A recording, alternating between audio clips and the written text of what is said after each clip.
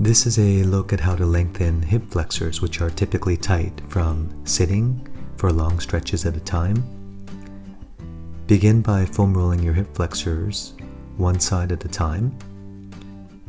Roll through your hip flexors about 5 to 10 times, and then with the roller right underneath the meat of the hip flexor, with your knee flexed at 90 degrees, internally rotate your hip by taking your foot out to the side for a few repetitions. This extra movement will allow you to feel more pressure in your hip flexor from the roller. Go ahead and repeat this entire sequence on the other side, so about 5 to 10 passes through your hip flexors, and then internal rotation of your hip.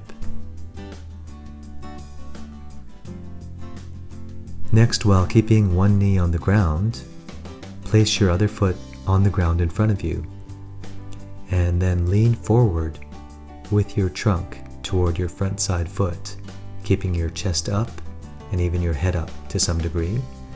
This will create a stretch through your hip flexors and your back leg.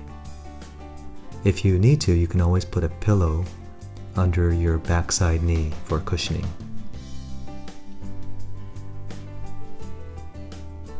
After you get a good stretch through your backside hip flexor, in this position, you can hold on to the front of the ankle of your backside leg with the same side arm to accentuate the stretch through your hip flexor.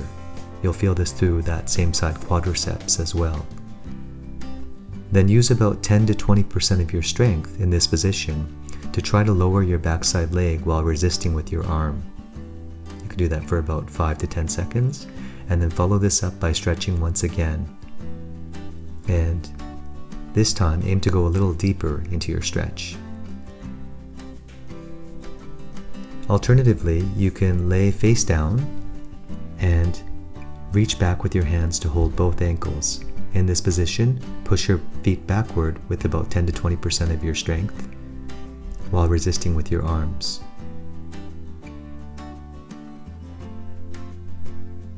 You can then follow this up with another round of stretching of your hip flexors, one leg at a time.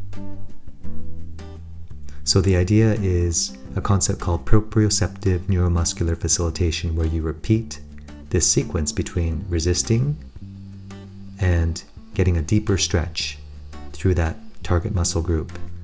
You can repeat this sequence as often as you would like.